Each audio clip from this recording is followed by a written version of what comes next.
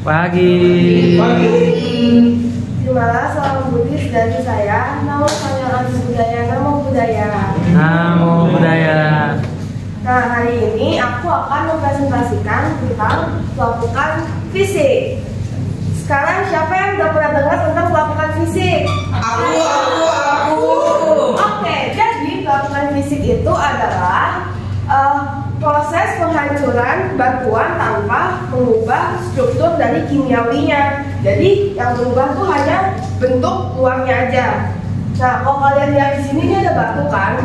Nah, dia tuh batunya sama seperti awalnya, cuman bedanya dia terpecah jadi dua. Jadi kimiawinya atau bagian dalam dari batunya, maksudnya kayak struktur batunya itu tetap masih ada dan tetap sama, cuman bentuknya doang yang berubah. Lalu faktor penyebabnya. Nah, penyebab dari pelapukan fisik itu yang pertama ada perbedaan temperatur yang tinggi. Karena dengan temperatur yang berubah-ubah itu membuat permukaan dari batunya itu bisa jadi retak. Yang kedua ada pembekuan air di dalam batuan. Ketika air masuk ke dalam batu itu dan dia membeku, itu bakal terjadi peningkatan volume di dalam batunya, jadi dia bakal jadi retak, pecah gitu atau rusak. Yang ketiga, perubahan air garam menjadi kristal. Ketika air tanah itu masuk ke dalam batu, terus pada siang hari kan airnya bakal menguap, terus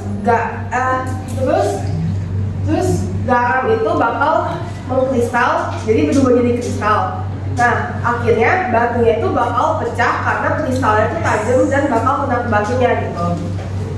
Lalu ada jenis-jenisnya. Jadi pelapukan fisik itu jenisnya sebenarnya ada 5. Yang pertama itu pelapukan termal. Nah, pelapukan termal ini karena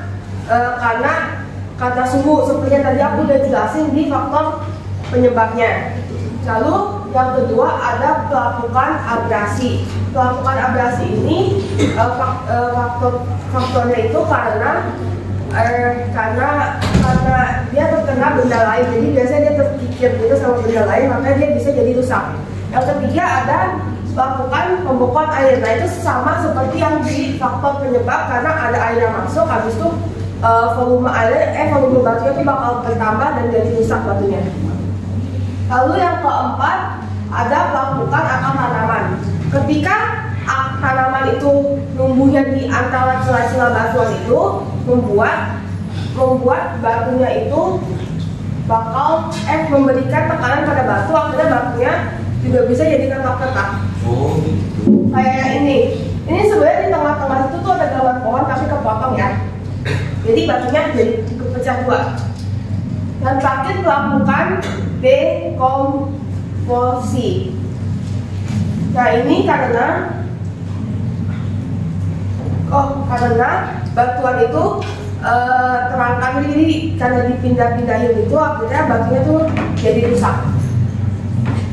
Nah, kapan pelapukan fisik ini bisa terjadi? Sebenarnya pelapukan fisik ini bisa terjadi kapan aja, tapi biasanya dia karena faktor kondisi alam, kondisi lingkungan, dan juga faktor cuaca. Lalu di mana dapat terjadi pelapukan fisik ini? Sebenarnya bisa terjadi di mana aja, juga sama kayak kapan terjadinya. Cuman paling sering tuh terjadi di daerah-daerah yang suhunya ekstrim, contohnya seperti di gurun. Terus di daerah-daerah yang suhunya dingin juga bisa. Lalu apa dampaknya? Dampaknya itu dia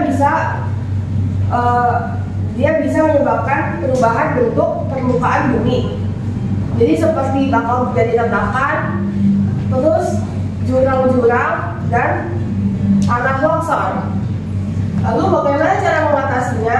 Pertama kita bisa penanaman vegetasi. Jadi kita menanam tanaman-tanaman yang akarnya itu kuat, biar membantu mengurangi efek pelapukan fisik. Lalu yang kedua, pengendalian erosi. Seperti menanam tanaman yang menutup tanah dan menggunakan teknik pengendalian erosi. Jadi dapat memperlambat pelapukan akibat angin ataupun air. Yang ketiga, pengelolaan sumber daya alam seperti mengurangi kegiatan yang dapat mempercepat pelapukan fisik ini. Contohnya seperti penebangan yang berlebihan, karena dengan tidak menebang berlebihan itu bisa menjaga kestabilan tanah dan juga batu-batuan. Dan terakhir, dengan pengendalian air. Kita dapat mengelola air melalui saluran atau bendungan untuk mengurangi erosi. Karena terkadang pelapukan tanah itu disebabkan karena air yang mengalirnya itu deras banget gitu.